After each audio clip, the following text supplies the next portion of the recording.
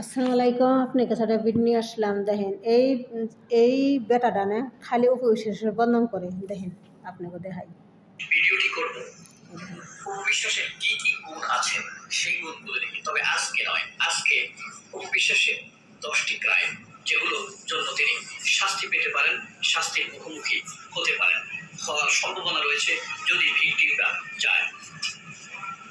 আসুন আমরা প্রথম অপরাধটা আলোচনা করি। অ্যাবরশন করা। তিনি তার দুইটি সন্তানকে অ্যাবরশন করে নষ্ট করেছেন। এর পেছনের প্রধান কারণ কি? যদি অ্যাবরশন না করেন, নায়িকা হিসেবে তিনি পিছিয়ে যাবেন, অনেকগুলো সিনেমা হাতছাড়া হয়ে যাবে, অনেক টাকা তিনি পাবেন না এবং নায়িকা হিসেবে আর হয়তোবা তিনি নাও ফিরতে পারেন।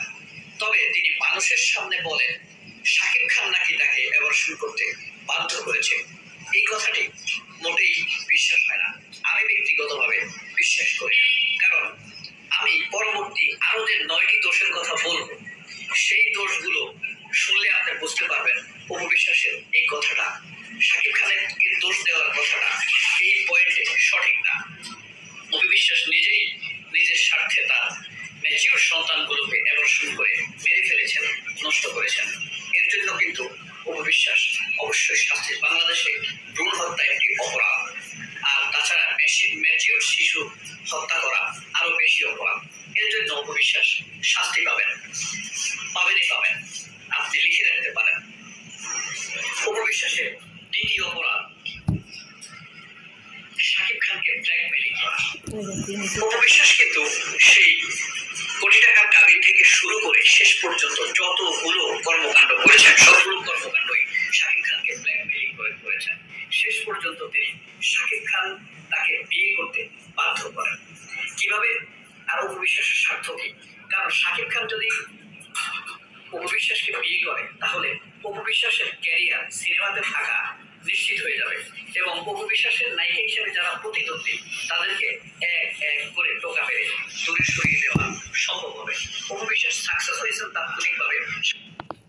এই বেটা খালি উপবিশ্বাসের বদনাম করে, খালি একটা না একটা বানিয়ে খালি উপবিশ্বাসের বদনাম করে। উপবিশ্বাসে অভিবিশ্বাস কি বিলাপ করে কি সাকিবের বিয়ে করছে?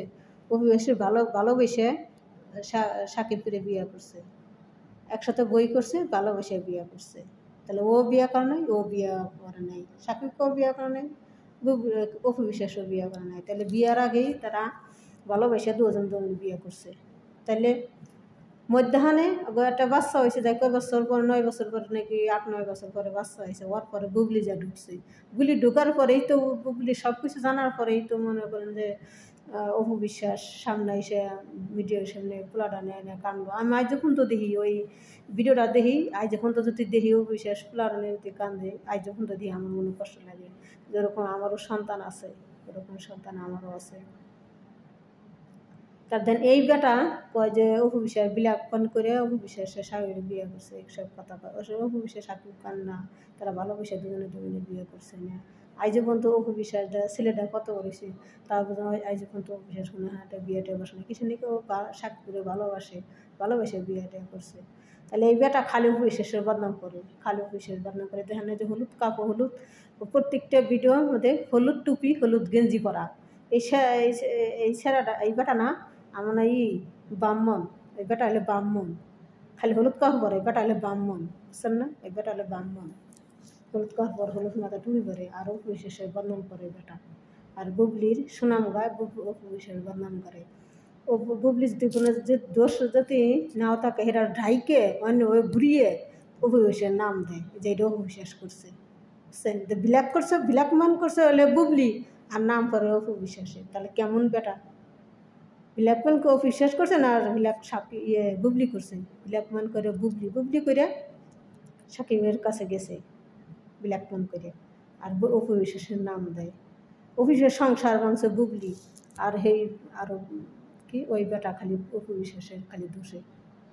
আমি আরও ভিডিও আপনার আছে দেখা, মানে আমি একটা একটা করে সবাই, আমি যে সময় পাই একটা একটা করে আরও ভিডিও দেখি, আপনাকে দেখাবো সবাই।